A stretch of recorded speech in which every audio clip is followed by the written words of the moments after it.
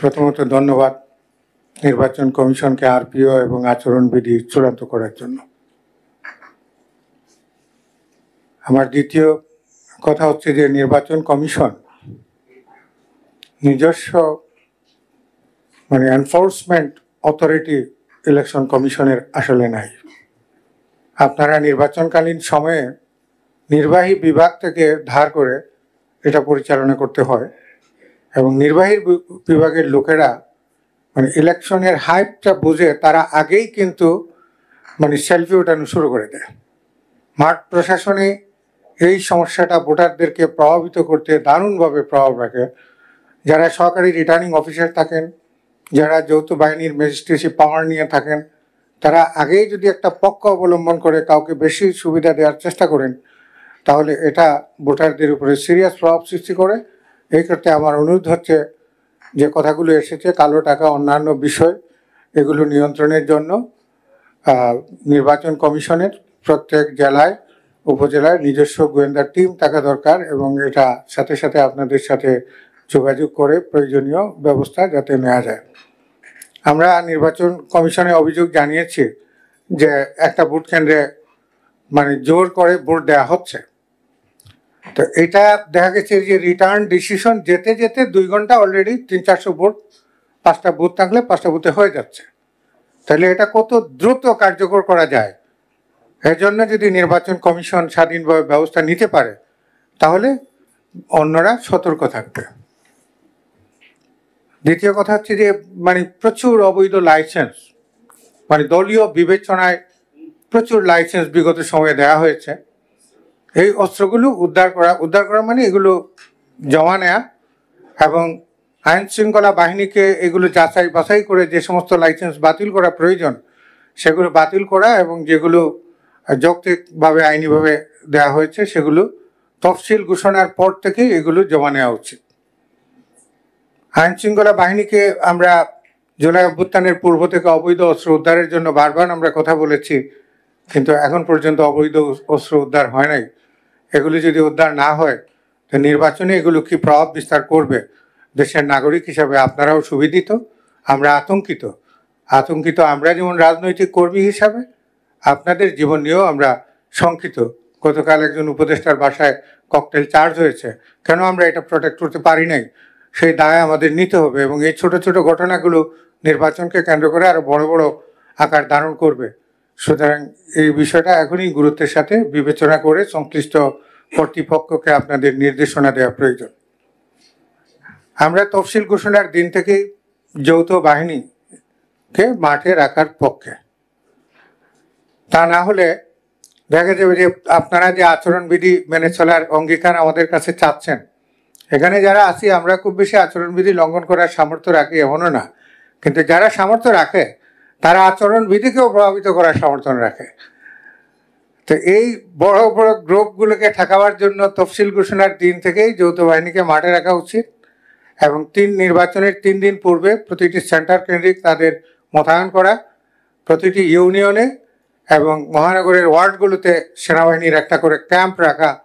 তাহলে আমার মনে হয় যে মানুষের ভেতরে একটা আস্থা তৈরি হবে যে আমি স্বাধীনভাবে আমার ভোটটা দিতে পারবো, কেউ বোধহয় আমাকে ক্ষতিগ্রস্ত করবে না। মাঠ প্রশাসনে রদবদল ইতিমধ্যে শুরু হয়েছে, এর সাথে আপনাদের কোনো সম্পর্ক নাই, কিন্তু এই মাঠ প্রশাসন দিয়ে যদি ইলেকশন করতে হয় তাহলে আপনাদের আকাঙ্ক্ষার বাস্তবায়ন ওনারা করতে পারবেন কিনা এটা নিয়ে আমাদের যথেষ্ট সংশয় রয়েছে। সুতরাং আমি মনে করি যে তফসিল ঘোষণার দিন থেকেই বা তারও পূর্বে স্বরাষ্ট্র, আইন এবং জনপ্রশাসন মন্ত্রণালয় সরকারের সাথে আলোচনা করে এটা নির্বাচন কমিশনে হস্তান্তর করা দরকার এবং নির্বাচন চলাকালীন পুরো সময়টাই এই 3টা মন্ত্রণালয় নির্বাচন কমিশনের অধীনে থাকবে, যাতে নির্বাচন কমিশন স্বয়ংসম্পূর্ণভাবে যে কোনো আইনি ব্যবস্থা গ্রহণ করতে কোথাও কোনো অসুবিধা না হয়। প্রবাসী ভোটারদের বিষয়ে সবাই স্বাগত জানিয়েছেন। আমি প্রায় 3 সপ্তাহ যুক্তরাজ্যে ভ্রমণ করেছি। প্রবাসী ভোটাররা এখনো আতঙ্কিত যে তারা আসলে ভোট দিতে পারবে কিনা। অনেকগুলো শহরে প্রবাসীদের সাথে মত বিনিময় করেছি, তখনকার সময়ে অর্থাৎ 20 অক্টোবর দেখা গেছে যে 40,000 ভোটার নিবন্ধন তখনও পেন্ডিং, এটার কোনো ডিসিশন দেওয়া যাচ্ছে না। এটা সলিউশনটা কী হবে এটা আমি জানি না, কিন্তু আমার মনে হয় যে প্রবাসী বাংলাদেশের বাইরে যে দূতাবাসগুলো আছে এবং যে হাই কমিশনগুলো আছে এবং যে কমিউনিটি অথরিটিগুলো আছে লোকালি, এগুলোর মধ্য দিয়ে উদ্বুদ্ধকরণ কর্মসূচি এবং এটা সহজভাবে কত সহজে এটা প্রবাসী ভোটারদেরকে ইনফ্লুয়েন্স করা যায় এবং তাদের ভোট কালেক্ট করা যায়, এই ধরনের একটা ক্যাম্পিং আপনাদের মধ্য দিয়ে প্রয়োজন বলে আমার কাছে মনে হয়েছে।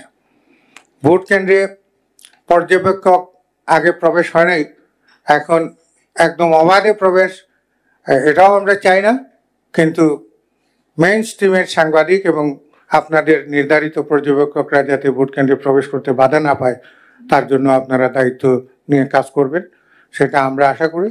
আর নির্বাচন কমিশন অনেক সময় অনেক পরিকল্পনা আপনারা গ্রহণ করেন, কিন্তু আর্থিক স্বাধীনতার অভাবে সেটা বাস্তবায়ন করতে পারেন না। সুতরাং ত্রয়োদশ জাতীয় সংসদ নির্বাচনকে সামনে রেখে যে অর্থের প্রয়োজন, এটা আগেই আপনাদের সরকার থেকে ছাড় নেওয়া দরকার এবং স্বাধীনভাবে অর্থনৈতিক কর্মকাণ্ড নির্বাচন কমিশন যাতে পরিচালনা করতে পারে তার ব্যবস্থা নিশ্চিত করা দরকার। উপস্থিত সময় সরকারের সহযোগিতা চাইবেন, সরকার আবার নানান রাজনৈতিক চাপের কারণে একটু এলোমেলো অবস্থার ভিতরে চলে যাবে, তখন আপনারা চাইলেও কিছু করতে পারবেন না। অনেক সময় আমাদের আকাঙ্ক্ষা ভালো থাকে কিন্তু বাস্তবায়নে আমরা সেটা করতে পারি না, তখন হতাশাও ব্যক্ত করতে পারি না, কারণ হতাশা ব্যক্ত করলে এটা আবার আরেক ধরনের অবস্থার তৈরি হয়। সুতরাং এই অবস্থায় যাতে না হয়। আমাদের নির্বাচনী মাঠ পর্যায়ের অভিজ্ঞতা থেকে আমরা দেখেছি যে পোলিং এজেন্টদের নিরাপত্তা নিশ্চিত করা যায় না। মানে পোলিং এজেন্ট অনেক সময় যে প্রিজাইডিং অফিসার থাকেন উনি রুরাল এরিয়ায় ভোট গ্রহণে যান, সেখানে গিয়ে ওই চেয়ারম্যান বা মেম্বারের বাড়িতে থাকেন। এখন মেম্বার সাহেবের কথা অনুযায়ী ছোট ছোট দলগুলোর পোলিং এজেন্টদেরকে উনি মানে অনুমোদন দিতেই 1 ঘন্টা পার করে দেন। আবার অনেক সময় এক দলই বিভিন্ন দলের নামে এক সেট পোলিং এজেন্ট বুথে দিয়ে দেয়, আবার কখনো কখনো বের করে দেয়। তো বের করে দিলে যখন প্রিজাইডিং অফিসারের কাছে গিয়ে প্রতিকার চাওয়া হয় উনি বলেন যে আমার কিছু করার নেই। তো ওনার যদি কিছু করারই না থাকে তাহলে ওই পোলিং এজেন্ট দিয়ে লাভ কি? সুতরাং পোলিং এজেন্টদের নিরাপত্তা নিশ্চিত করা এবং প্রিজাইডিং অফিসারদের একই সাথে নিরাপত্তা নিশ্চিত করা খুবই গুরুত্বপূর্ণ বিষয়। কারণ আমাদের প্রিজাইডিং অফিসার যারা এই নির্বাচন পরিচালনায় কাজ করবে এরা এই সমাজেরই মানুষ, এরা বিভিন্ন ব্যাংকে চাকরি করে, প্রাথমিক স্কুলে চাকরি করে, কলেজে চাকরি করে, এরাও কিন্তু কোনো না কোনোভাবে লোকাল পলিটিক্যাল নেতাদের ইনফ্লুয়েন্স দ্বারা প্রভাবিত। সুতরাং এই কাজটা অন্তত পক্ষে হক হালালভাবে যাতে করে এর জন্য আপনারা সেই প্রণোদনা তাদেরকে দেবেন, সাহস দেবেন, এটা আমরা প্রত্যাশা করি। আর গণভোটের বিষয়ে কথা আসছে, আমি মনে করি সরকারের সিদ্ধান্ত নির্বাচন কমিশনকেই যথেষ্ট দায়বদ্ধ এবং ঝুঁকির মধ্যে ফেলেছে।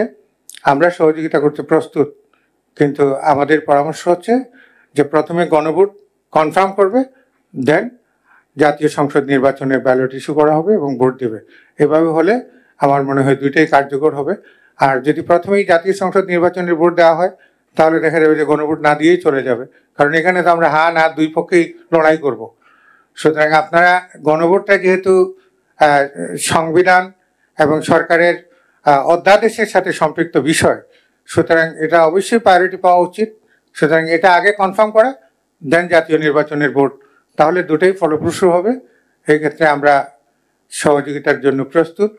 আপনাদের আন্তরিকতা এবং দায়িত্বশীলতা বাংলাদেশের নির্বাচনের ইতিহাসে নতুন যাত্রা শুরু হোক, কারণ আমরা যারা প্রজন্ম 71 কোনো নির্বাচন খুব বেশি ভালো হয়েছে 2-3টা ছাড়া এটা আমরা বলতে পারি না, কিন্তু আমাদের পার্শ্ববর্তী দেশের অনেক বদনাম আমরা করি, কিন্তু তাদের 1 মাসব্যাপী নির্বাচন চললেও তাদের নির্বাচন নিয়ে পৃথিবীর সবচেয়ে বড় সংখ্যক ভোটার নিয়ে তারা নির্বাচন করে, কমিশন সম্পর্কে কোনো প্রশ্ন আসে না। আমরা চাই আপনারাও এমন জননন্দিত হন, ইতিহাসের অংশ হন। আমরা সহযোগিতার জন্য প্রস্তুত। ধন্যবাদ।